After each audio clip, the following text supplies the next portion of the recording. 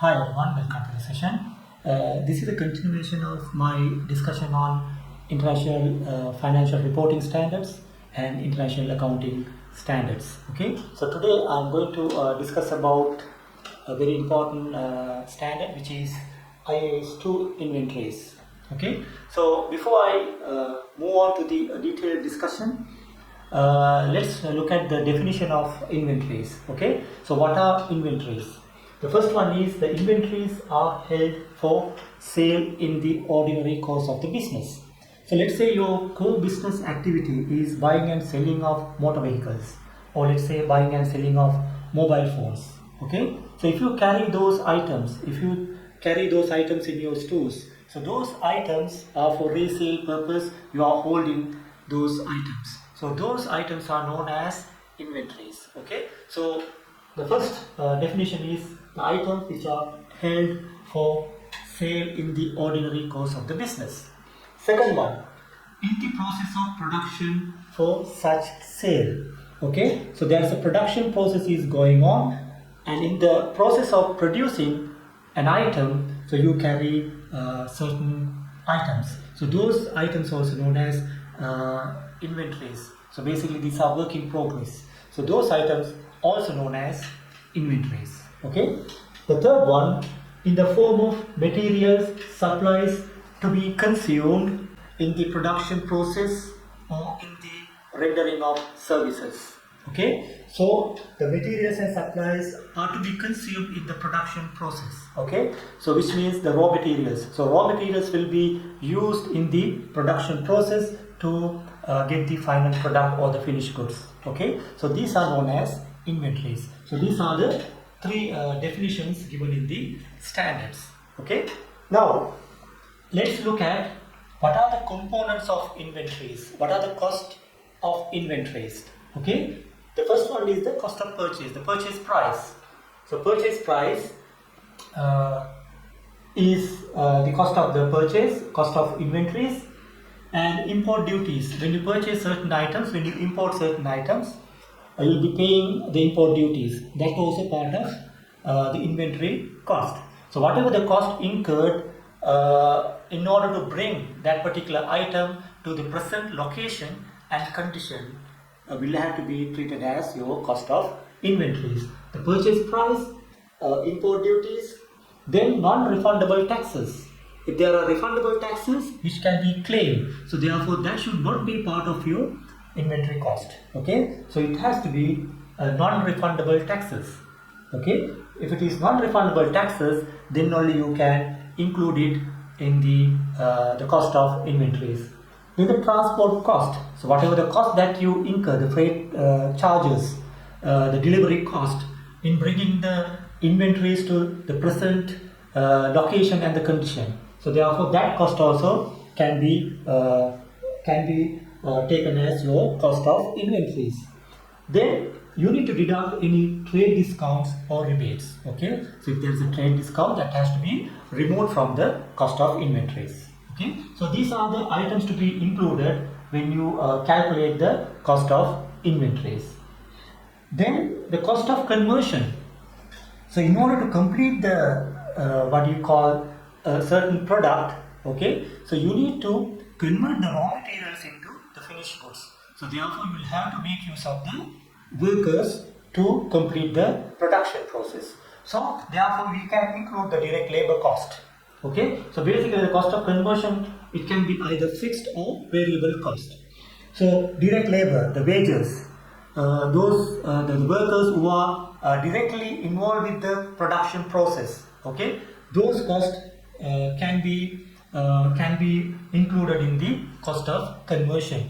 In addition to that, we have overhead costs. Okay, the overhead cost means the factory will have plant and machineries, and factory building maintenance, factory building depreciation, plant and machinery maintenance, plant and machinery depreciation. So those are overhead costs. Okay, so those costs also can be included under cost of conversion. Okay, and these costs basically can be categorized into fixed and variable overhead cost.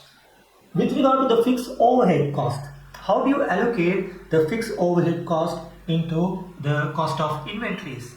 So basically, standard says it has to be based on the normal capacity. Okay, it has to be based on the normal capacity. If the actual production is, let's say, lower than the normal capacity, or the actual production is higher than the normal capacity, how do you allocate the fixed overhead cost? Okay, so I'll be discussing a question on this particular area at the end of the session. Okay, so you just continue to keep watching my the video until the end. So I'll be discussing a question relating to this allocation of fixed overhead when there is low production or high production situation. And the cost of inventories include cost of purchase, cost of conversion, and also other costs which can be directly attributable to the production of inventories. So those costs, the cost incurred to bring the inventories to present location and condition can be taken as cost of inventories. There are two more areas we need to be familiarized with as far as inventory is concerned. The first one is the cost formulas, and the other one is measurement of inventories. Okay, under cost formulas, how do you value an inventory? Okay, so this is what we are going to look at.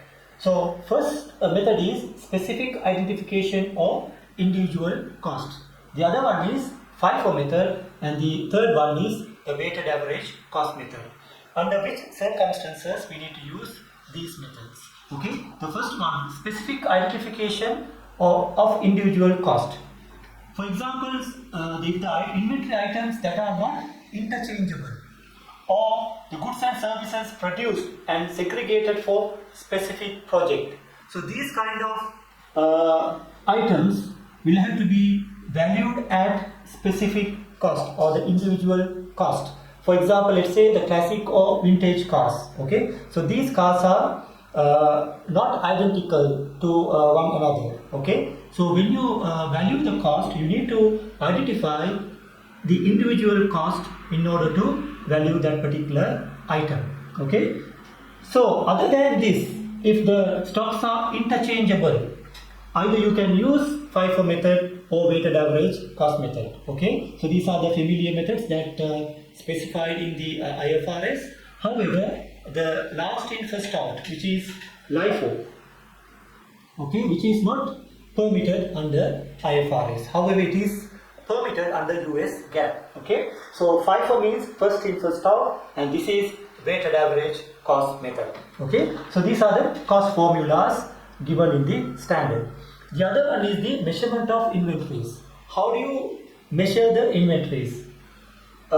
It is considered that the inventory should be valued at lower of cost or net realizable value. So NRV means net realizable value. How do you determine the NRV, the net realizable value? You need to identify the estimated selling price. Okay, from the estimated selling price, you need to deduct the estimated cost of completion and also estimated selling cost. Okay, so thereby you can calculate the net realizable value. Okay, so you need to value at the lower of cost or net realizable value. Million. Due to the pandemic, the actual production in March 2020 was limited to 200,000 units. Required. Advise the management of AG on the accounting treatment for the above matter before. Okay. Now, overheads should be allocated based on the normal capacity, not increased as a consequence of. Is not increased as a so actual production is 200,000 units. Okay. So as I told you, the normal production 50,000 units times 250. So which is going to be 87,500,000. Okay, so you is only 75 million. Okay, T. Okay, so that will be how much? Share that screen allocated to each unit of production is decreased so that the inventories are